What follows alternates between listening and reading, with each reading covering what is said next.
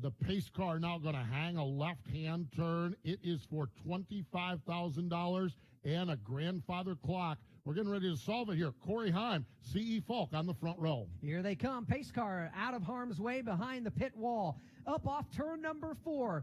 Last attempt. Green flag in the air. The next flag will end the race. Here they go into turn number 1. Corey Heim, CE Faulk, side by side, and turn 2, the wrecking behind him. And the leaders work off of turn number 2 down the back straightaway. It's Corey Heim still as they drag race to the turn 3. It's going to be close who got this one. Corey Heim is the race leader. Yellow flag is out. We've got 3 or 4 cars piled up over in turn number 2, and that was the final attempt at a green-white checker, so we will see what the call is as far as who's going to victory lane. But those cars all got together. It started back at about the 3rd or 4th spot. Saw one car just bail it off down there, get into somebody else, and we've got a bunch of wadded-up cars. Looking now, it looks like Philip Morris has a lot of damage down there on the race car, as a bunch of other ones are stacked up over there in the turn. The Blake Stallings car is involved as well, so a lot of damage on the race car. So, Corey Heim was out front when the caution flag flew. Here they come back across the start-finish line. We don't see a checkered flag as of yet. CE Faulk's got a nose out in front. They're side by side here coming to the line under the caution flag, but no checkered flag is given. They told us 3 attempts at a green-white checker. That was the 3rd one, but no checkered flag is flying. Well, in watching where they were at, where were the cars at when the caution came out? And right now looking at, man, someone's flying through the air down there.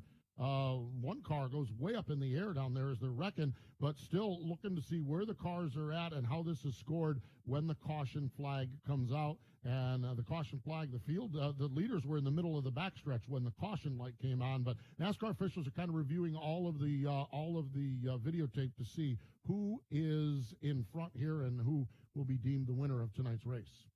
Well, Stay tuned. all of us essentially take a peek over our right shoulder down at NASCAR Race Control. We were told 3 attempts at a green-white checker, and that would be it. That's the overtime procedure for the Valley Star Credit Union 300. We've exhausted all 3 of those attempts as we take a look at the slow motion on the ISM Vision screen as the wreck was unfolding. The caution did not come out at the immediate wreck. It didn't come out until later on. So there's some decisions to be made. 2 booths to our right. Looking at it right now, and they're looking at all of the replays, the angles on where the cars were and where they were at, and we'll just have to wait and see what the call is here as far as who was leading the race when the caution flag came out. So we'll see. Stay tuned. We'll see what happens. I think that's going to be it, to be honest with you. CE Faulk's got his wind in that down. Somebody's told him something that we don't know, and I think Race Control is trying to get it right. I think this could be it. We'll have official word, hopefully, in a moment. Nevertheless, the scoring monitors say one thing. What we were told by NASCAR and how the procedure works is another. NASCAR still trying to sort this one out, and we'll have it for you. Well, race fans, cleanup goes on. Lap 218 on the board. We'll see where we finish up here. What particular is going on here? We'll get the word from NASCAR Control. All the cleanup over here between turns 1 and 2. So we'll see how it all settles out here at Martinsville Speedway. A lot of cleanup to be done over here between turns 1 and 2. 218 laps on the board. You're getting a look at the replay here up on the ISM Vision screen since it came down on a restart over here between turns 1 and 2. And you see it right here as they hit the concrete coming into turn 1. Everything broke loose. Everybody racing hard. Hey, it's the end of the race. See what happens here. And all of a sudden, you got cars going everywhere. And look at the replay up here on the ISM. There you see the car of Lee Pulliam going around. Again, we're waiting on word from NASCAR Control as to where the race ends, if it's ended at all. And a caution out, lap 218. Race Control officials still huddled around video screens trying to sort this one out. The no checkered flag has been given. Cars are stopped still on the racetrack. And we'll wait for Race Control to sort this one out and give us word. From Martinsville Speedway, this is the Motor Racing Network, the voice of NASCAR.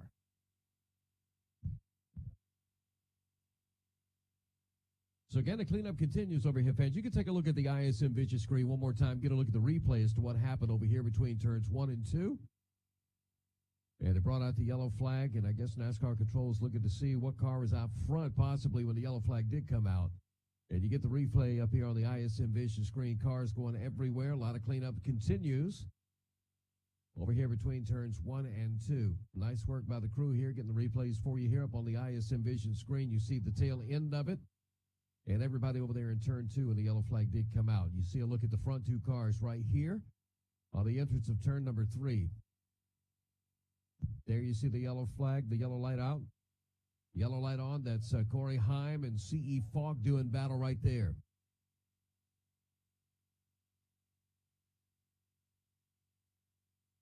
Once again, you take a look at the ISM vision screen for the replay that brought out the yellow flag here at Martinsville. We'll get more on it here. You can take a look at the replay one more time up on ISM Vision here in the Valley Star Credit Union 300 here in Martinsville. Back at Martinsville Speedway, everybody's still on the edge of their seats. Some people in the grandstand standing, some turning around with the hands on top of their head looking up at the race control booth, as we still have not been given a word on who won tonight's Valley Star Credit Union 300. With that said, there still hasn't even been a checkered flag given yet. Yeah, so we're still on hold, and the key is how this one is called. If it's called to the stripe, it's one thing. If it's called where the cars are when the yellow flag comes out, you know, if you follow NASCAR racing, you know that the races are covered by Fox and by NBC, and that means there's 8 or 10 or 12 cameras around the racetrack and lots of angles. We don't have all those cameras here. We've got a couple cameras here, and we don't know what the access is right now as far as to those cameras, to those angles, and what the call will be here. So we patiently wait for NASCAR officials to look at it. We're looking at a couple different camera angles as we watch it now, and watching the cars. As they roll down into turn number 1, a lot of wrecking is going on, and there's still no caution flag. We see cars spinning around, actually one car flying. The lead cars are side by side coming off from turn number 2. They're midway down the backstretch, still no yellow flag on the call, still no caution. When they get about the midpoint of the backstretch, right there, the caution came on, and I believe that's what they're looking at as to what the call is, and we will wait for that call, wait for NASCAR officials to deem who won the race. So stay tuned. For those listening on Motor Racing Network around the country that don't obviously have access to the video, the angle that Steve was just describing was a head-on shot. The camera on top of the grandstands in turn 3 looking directly down the back straightaway that caught the caution lights first coming on. There's no side angle to see exactly which nose was out in front. But I got to tell you, from what we've seen multiple times here with that one specific shot, I think it's very apparent that Corey Heim was in front of C.E. Faulk. Yeah, I think Corey Heim will be the winner, and I think for the Triple Crown, if it finishes what we just saw, I think Peyton Sellers will win the Triple Crown, and C. Faulk will be second in Triple Crown. Stay tuned. Still a lot of math, though, as we've got to figure this one out, and we still don't have a checkered flag yet. So we're still in a holding pattern. NASCAR officials are out looking at replays right now. We can see over in their room, 2 doors down, that they are looking at various angles on the racetrack when the yellow flag comes out and where they're at with it. While we're talking about that, there was 4 or 5 cars piled up down there, and they're working to get most of those cars off the racetrack right now. In fact, they've got them off the racetrack. Looks like the track might be clear down there. Not that that matters as far as getting back after it here, but they have had a chance to clear up the cars and set to go here. So getting things cleared up and ready to go here as we are still waiting the decision on that. We are indeed. I think we're getting very close to a decision here in just a moment, because NASCAR officials have left the video monitors in their booth down to the right. Jeb? I'm kind of confused because Josh Berry lost the lead with the last lap, and now we're looking at where the cars were. Who was leading the race the last lap? That's what we have to go back to, because that's what they've called all day long. Exactly, and I think that's the challenge right now is how they're going to call it here on the most critical call at the end of the night, and we're still waiting to see what happens with it as they roll around. Field is getting lined up behind the pace car, so we're making an assumption that we're going to come around and someone's going to get a checkered flag. Of course, some of the cars can start. Some of the cars cannot start. One of the cars that could not start was Corey Heim.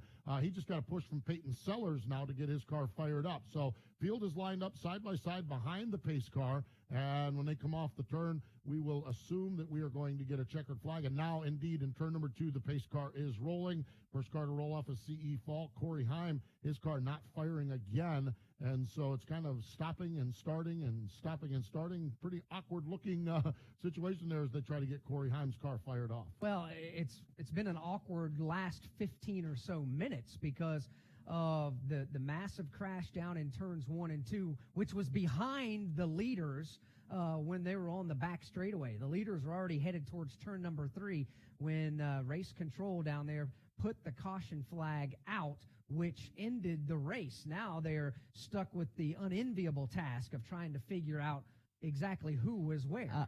Are we going to go back racing? Because that's what it sure does look like to me. That's a heck of a question. I mean, Stay tuned.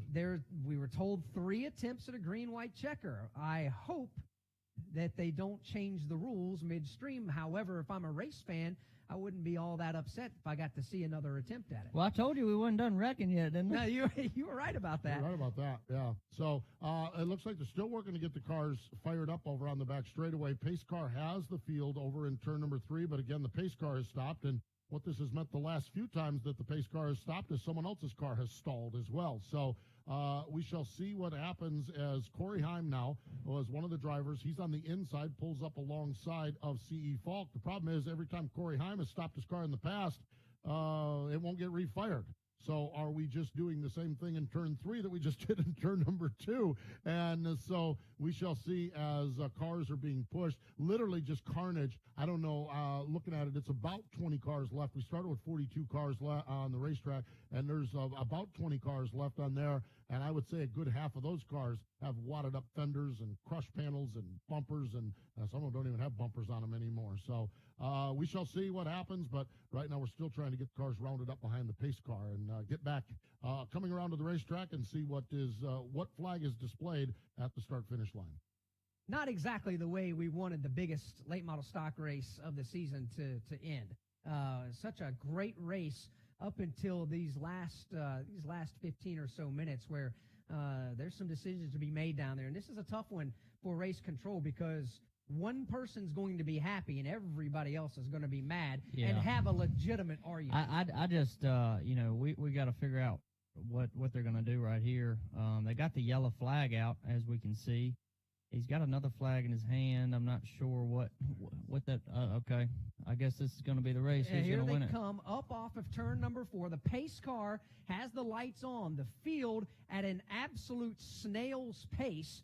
Some of them rolling, one being pushed by a tow truck. The rest of them sit idle on the backstretch. We know the pace car is going a good 3 to 7 miles per hour. Has Heim and Faulk directly side by side behind him, and why not at this point? As here they come to the line, we look at the flag stand. No flag being given, and now the pace car some 50 feet short of the start-finish line, coming to a stop. 50 feet short of the finish line. No flag in the flagman's hand. You have to just laugh at this point. This is unreal right now. It's a little bit awkward. Well, I think I'm exaggerating when I say a little bit. Very awkward situation here now, and we don't know. There may be a challenge going on to what the decision is, but right now they've not crossed the finish line, and they've stopped 50 feet from the finish line. And Corey Heim's car is on the inside behind the pace car, and that's the white car, number 78 on the side of it. And CE Faulk, red car with a 02 on the side of it, is directly behind them. Looks like Brandon Pierce is third in line, and really beyond that, not even sure what we have there as far as that goes. So the officials are still meeting up. They're still chatting over there. They're no longer looking at the videotape.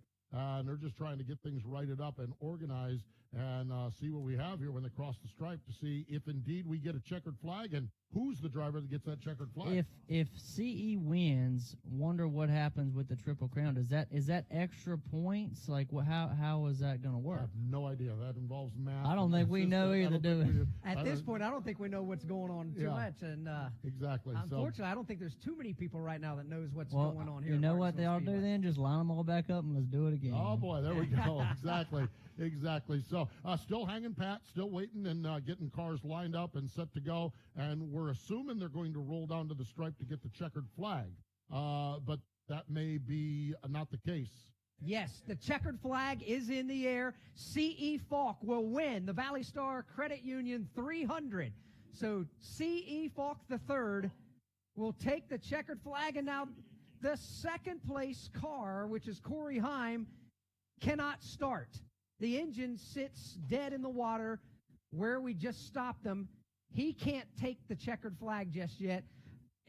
It's chaos. It's absolute chaos right This is now. one we're going to be talking about for quite some time. Here's my read on the situation. Throughout the course of the night, we had decisions made on where the cars were when they crossed the stripe. As a matter of fact, driver Josh Berry lost the lead to Peyton Sellers when he was .006 behind at the start-finish line when they completed the last lap. We're looking at a scoring monitor. When they completed lap 216, C.E. Faulk was .069 ahead of Corey Heim. They were side by side, and reading into this, I believe that they've gone back to the start-finish line, which is what they've been doing all night long, and they have given C.E. Faulk the checkered flag. So C.E. Faulk is the race winner here tonight at Martinsville. So Faulk wins. Corey Heim will be second. Brandon Pierce third. Thomas Scott fourth. And Trevor Knowles will round out the top five. That is unofficial.